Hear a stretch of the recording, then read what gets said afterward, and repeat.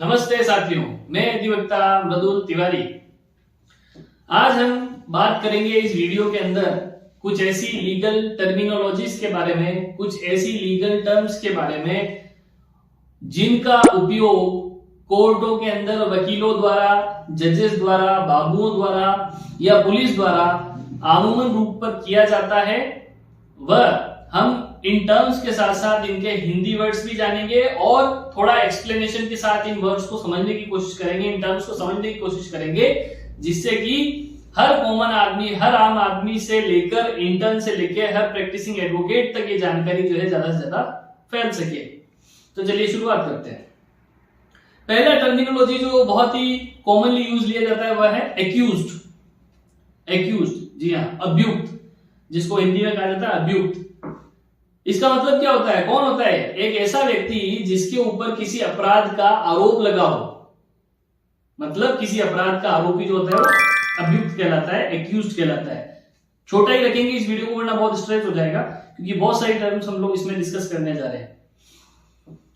एक और टर्म आती है एडजर्नमेंट, जो कि कोर्टों के अंदर वकीलों का सबसे बड़ा हथियार भी माना जाता है। स्थगन, तारीख ले लेना। हम लोग सुनते हैं ना, कई बार सुना होगा तारीख पे तारीख, तारीख पे तारीख। तो कभी भी कोर्ट की कार्रवाई जब स्थगित होती है तो उसे कहा जाता है एडजर्नमेंट। एक और टर्म होती है जो कि बहुत कॉमनली यूज में ली जाती है, कॉग्निजेबल। कॉग्निजेबल का हिंदी में मतलब होता है संज्ञेय। इसको अब हम डिफाइन करें तो कैसे डिफाइन करेंगे? एक ऐसा अपराध जो कि जिसके अंदर पुलिस जो है बिना किसी कोर्ट की परमिशन के एक्शन ले सकती है, बिना वारंट के एक्शन ले सकती है, गिरफ्तारी कर सकती है।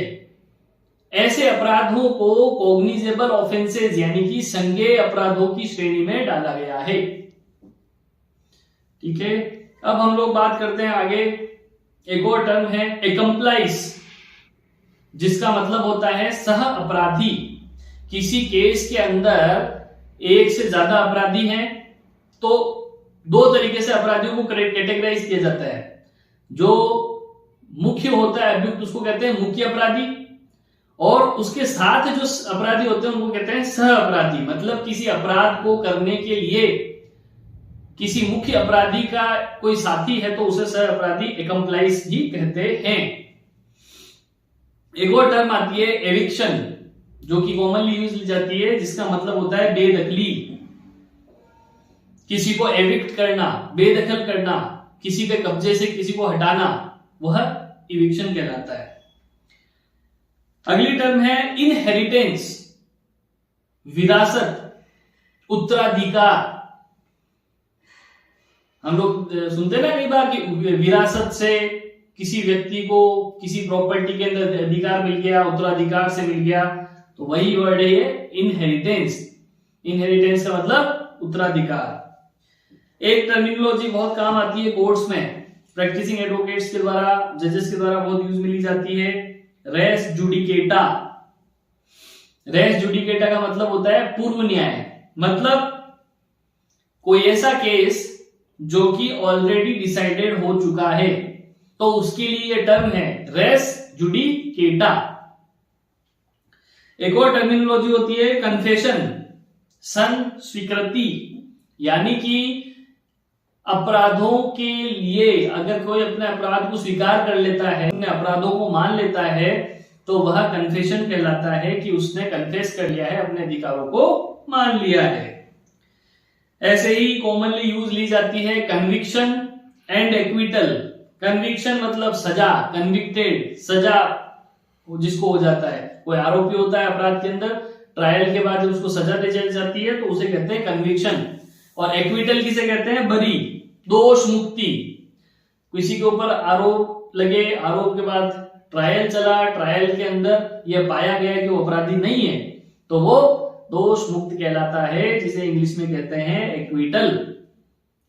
एक और इंपॉर्टेंट टर्मिनोलॉजी है कॉज ऑफ एक्शन, यानी कि वाद हेतुक। एक ऐसे फैक्ट्स, ऐसे कॉम्बिनेशन ऑफ फैक्ट्स जो कि किसी भी मुकदमे को करने का अधिकार देते हैं तो वह कहलाते हैं कॉज ऑफ एक्शन, यानी कि वाद हेतुक कि किस कारण से उस वाद को करने का अधिकार उत्पन्न हुआ वह कहलाएगा कॉज ऑफ एक्शन। एक और इंपॉर्टेंट टर्म है कैविएट। आप लोगों ने सुना होगा, कभी लोग बात करते हैं कि कैविएट लगा दी। क्या होता है कैविएट?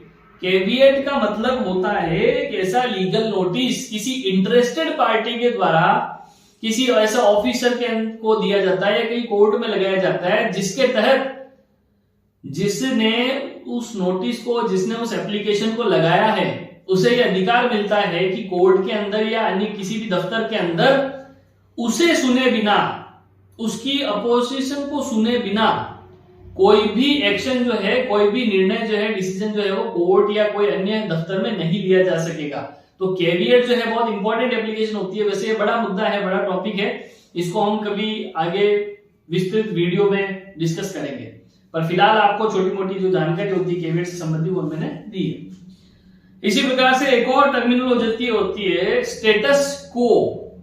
स्टेटस को मतलब यथास्थिति, यानी आपने देखा होगा कभी कि निषेधाज्ञा दी जाती है, टेम्पररी इंजेक्शन दिए जाते हैं, या कोर्ट कभी कहता है कि स्टेटस को इस प्रॉपर्टी पर मेंटेन रखा जाए या इस एक्शन को स्टेटस को कर दिया जाए, यानी कि यथास्थिति जो जहां पर है, जो जिस स्थिति में है उसे वहीं पर रोक देना स्टेटस को कहलाता है। एक होता है सब जुडाइस। सब जुडाइस का मतलब होता है न्यायाधीन, मतलब कोई ऐसा केस, कोई ऐसा सूट जो कि ऑलरेडी कोर्ट के अंदर विचाराधीन है, कोर्ट के अंदर चल रहा है, ऐसे केसेस के लिए कहा जाता है कि सच केसेस आर सब जुडाइस। और एक अंतिम टर्मिनोलॉजी जो आज की वीडियो में बताऊंगा वो है सुओ मोटो। आप लोगों ने सुना होगा कई बार कि सुओ मोटो, किसी केस का कॉग्निजेंस सुप्रीम कोर्ट ने ले लिया।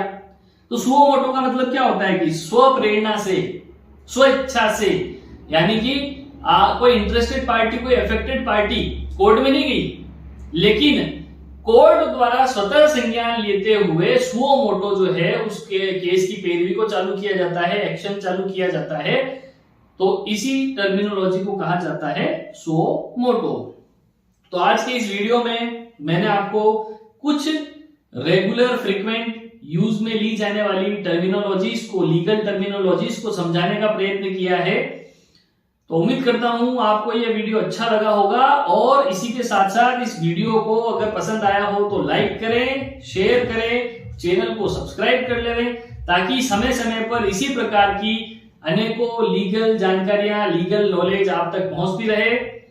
और इसके अलावा आपको और कोई ऐसी लीगल टर्मिनोलॉजी समझने में कोई दिक्कत आ रही है तो आप कमेंट कर भी मुझसे पूछ सकते हैं। कोशिश करूंगा कि आपको उसका उचित जवाब दिया जाए। बहुत बहुत धन्यवाद।